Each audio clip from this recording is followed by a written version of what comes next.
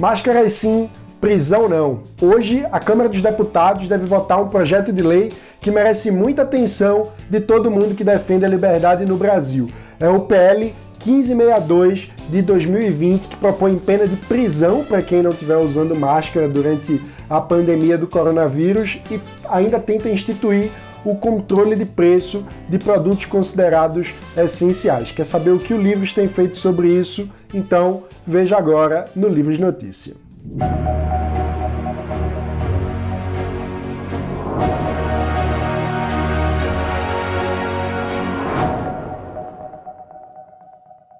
Desde que a pandemia do coronavírus chegou ao Brasil, o Livres tem se dedicado a debater e a colaborar com o debate sobre como diminuir os efeitos dessa pandemia, tanto em número de mortes, como também em relação aos impactos sociais e econômicos que toda essa crise tem gerado no país. Em março, nós lançamos um documento propondo 8 eixos de trabalho nesse sentido. Um deles é justamente a vigilância contra retrocessos. E esse tópico é fundamental porque, infelizmente, quando crises como essa, que são graves, apertam, acaba surgindo muita ideia ruim. E é o caso, sim, do PL 1562, de autoria do deputado Pedro Lucas Fernandes, do PTB do Maranhão.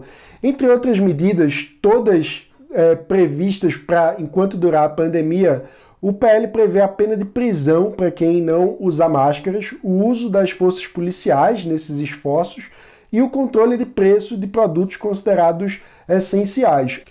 O Livres publicou uma nota técnica recomendando a rejeição desse PL e expondo em mais detalhes os argumentos e os principais pontos de nossa preocupação. A gente também, através do nosso Departamento de Políticas Públicas, fez um trabalho ativo junto aos deputados, tentando convencê-los dos nossos argumentos. A gente tem a informação de que há articulações em curso para tentar diminuir os abusos desse projeto, resolver esses pontos problemáticos e a gente espera muito que a nossa nota técnica ajude a munir os deputados de argumentos e barrarem esse retrocesso. A nota está publicada na íntegra no nosso site e você pode conferir em eusolivres.org/publicações sem acento e sem tio.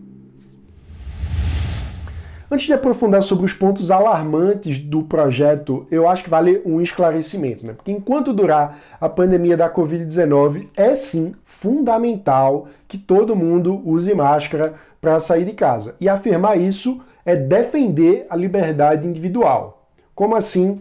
O fato é que nesse momento o uso de máscaras diminui a chance de contágio do coronavírus e por isso é muito importante para conter a disseminação da doença. Ah, mas usar máscara não devia ser uma escolha puramente individual de cada um? Em tempos normais, sim, assim como cada roupa, cada acessório que a gente deve ter o direito de escolher usar de acordo com o nosso estilo de vida. Mas o fato é que nós não estamos em tempos normais. E quando andar sem máscara na rua significa aumentar imensamente a chance de transmitir a doença para outra pessoa, reivindicar um direito absoluto de andar sem máscara seria como reivindicar o direito de infectar alguém. E isso é absurdo. Ninguém tem o direito de infectar outra pessoa, né? Aí você pode se perguntar, mas liberdade individual não é cada um fazer o que der na telha com a própria vida? É, com a própria vida, mas não com a vida dos outros, né? Isso é fundamental, até porque se não fosse assim, o exercício da liberdade de um iria atacar a liberdade do outro, e não é assim que funciona, porque se fosse assim, no lugar de falar sobre indivíduos livres convivendo, cooperando, às vezes competindo, mas enfim, estando em harmonia na sociedade, a gente está falando de um indivíduo tirano contra outros indivíduos servos desse tirano, e não é isso que é liberalismo, né? Isso não faz nenhum sentido. Então, em resumo, não, você não tem o direito de andar sem máscara durante a pandemia, porque você não é dono da saúde do outro. Você não tem o direito de infectar o outro, porque a liberdade do outro também importa. Bem, então se o Livres defende que todo indivíduo, todo cidadão brasileiro tem a obrigação de usar máscaras nesse momento, por que é contra esse projeto? Porque ele é absolutamente desproporcional, né? A pena de prisão é um exagero absurdo e na realidade social do Brasil é também uma injustiça. especialmente no contexto atual. Basta pensar um pouco sobre o que é que a gente está vivendo, né? Primeiro que ninguém estava preparado para ter uma demanda tão grande, uma explosão da demanda por máscaras, né? E isso quer dizer que tem mais gente procurando máscara do que máscara à disposição. E o que é que isso significa? Aumenta o preço da máscara. A máscara fica menos acessível, especialmente para quem é mais pobre. O que é que está acontecendo também nesse momento para quem é mais pobre? Está tendo a renda diminuída. Por quê? Porque está sentindo e sofrendo na pele os impactos econômicos e sociais causados pela pandemia. Então, você querer punir com prisão alguém que teve sua renda diminuída e com isso não conseguiu comprar uma máscara porque tinha que comprar comida para sua mesa, é absolutamente desproporcional. É uma violência.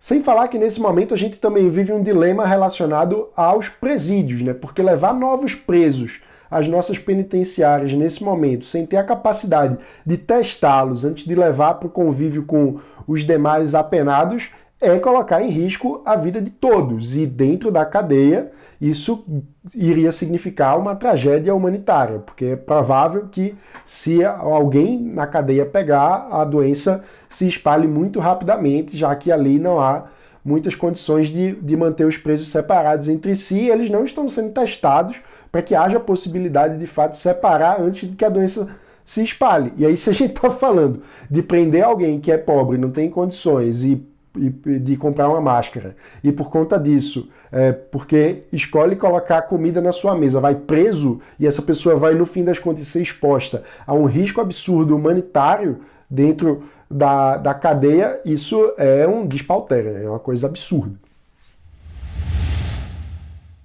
Muito melhor do que prender, muito melhor do que usar a força, é adotar uma postura de cooperação e de esclarecimento da sociedade, né? A propósito, nesse sentido, seria um excelente começo se o presidente da República fizesse a sua parte, né?